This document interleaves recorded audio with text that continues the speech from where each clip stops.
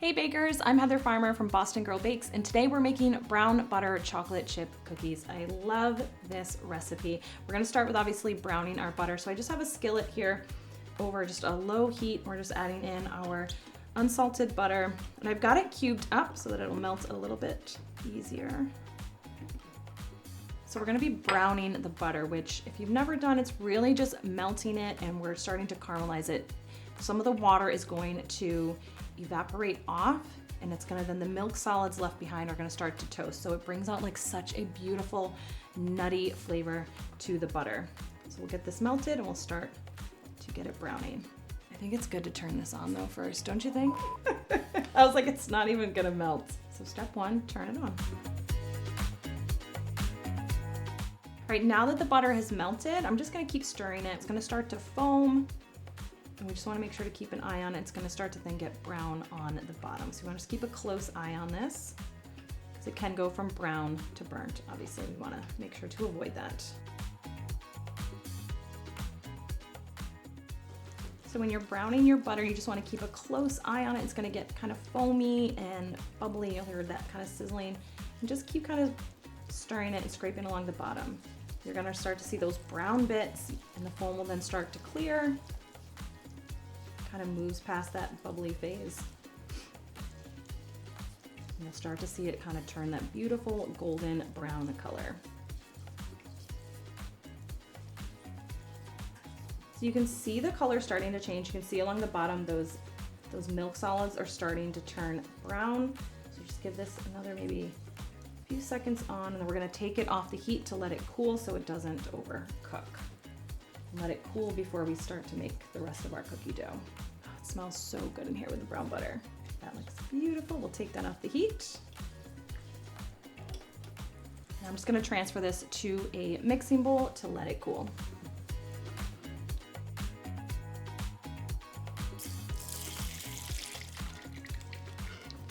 Get all the yummy bits. So while the butter is cooling, I'm gonna go ahead and combine our dry ingredients. So I have my all-purpose flour here in a bowl. I'll link to the full recipe below and also put it in the description so you'll have all of the measurements.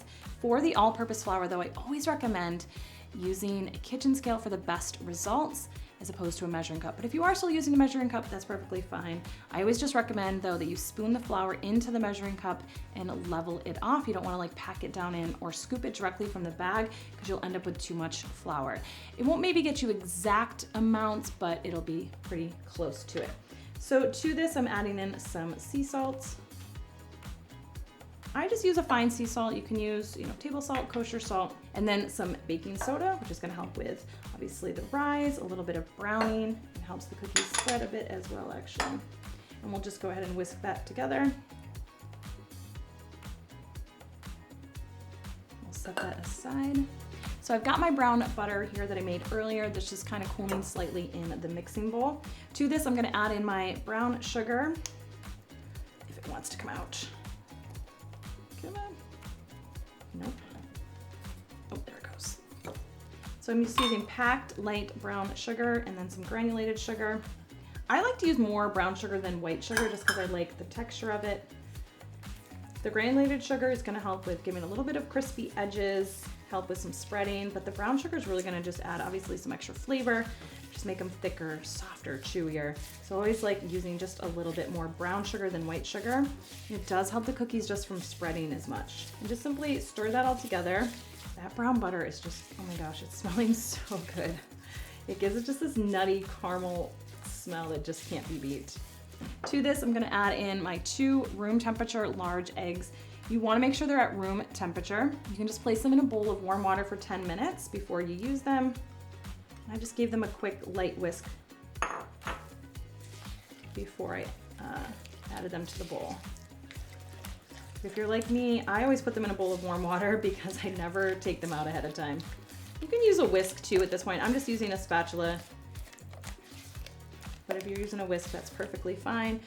And of course, you do need some vanilla extract. Use what you have, use what you like. I'll link to some that I like below. And I'll put the measurement in there, but honestly, give it a good Now give it a good splash of vanilla. So I'm adding in a tablespoon of milk here. When you're browning the butter, you lose some of the water, it evaporates off. So to add some of that moisture back in, I'm adding a little bit of milk to it. You could also even try using just water if you wanted, but I just like the richness of the milk. But that way then it just adds that moisture back in so the cookies won't be as dry. All right, and now we'll add in our dry ingredients.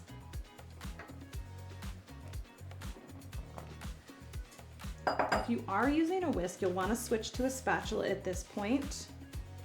Just simply stir that all together. And this is the point where you want to make sure to not overmix.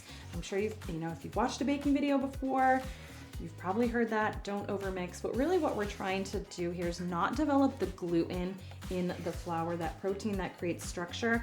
The more you mix, the more gluten that's going to form. We do obviously need some to form. We need some structure to hold our cookies together. But if you continue to mix, you'll develop more and more gluten and you'll just end up with really tough cookies, and we don't want that. So I like to just stir until the last of the flour has been mixed in. Even a few little bits of flour that aren't mixed in are okay because we're gonna stir in the chocolate chips here anyway. That looks good. We'll add in our chocolate chips. Now you can use chocolate chips, you can use chopped chocolate. I just recommend a quality chocolate chip. If you want to take the time to chop the chocolate, you can. I love those like melty bits of chocolate with chopped chocolate, but I don't always have the time to chop chocolate. So I just like to get a good quality chocolate chip. So 2 brands I love to use, Ghirardelli is one, and another, you can find it, is Guitar is another great one. You just use a quality chocolate chip and you're good to go. So we're using the whole bag. Again, you don't need to measure this one, just throw it all in. Beautiful. I'm gonna stir this together.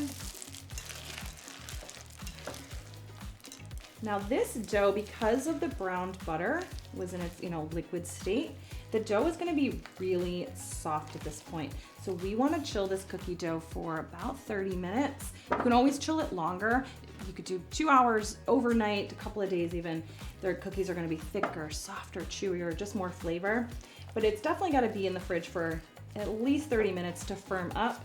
Otherwise your cookies are gonna spread into really big puddles and that's not what we want. So I'm just gonna pop this in the fridge for 30 minutes before we go ahead and scoop and bake. So our cookie dough has been chilling for at least 30 minutes. So we're gonna go ahead and scoop. I'm using a medium-sized cookie scoop. Do you recommend a cookie scoop? I love a cookie scoop because you get all the same size cookies, which means they'll bake evenly. I grew up using 2 spoons. The whole came out looking like snowflakes, but that's okay. But yeah, if you can invest in one of these, it's a great little tool. And I'm baking on parchment paper. I love parchment paper for cookies. You can use a silicone baking mat, but you'll find that the cookies will spread a little bit more. We'll bake off this first batch. We've got a preheated 350-degree oven. We'll bake them in the middle rack for about 10 to 12 minutes until the edges are golden brown, and we want the tops to be puffy but not like wet or raw looking. We're going to continue to set up and bake a little bit more as they cool. So you want to take them out when they look a little bit underdone so you don't overbake them. So let's get these in the oven.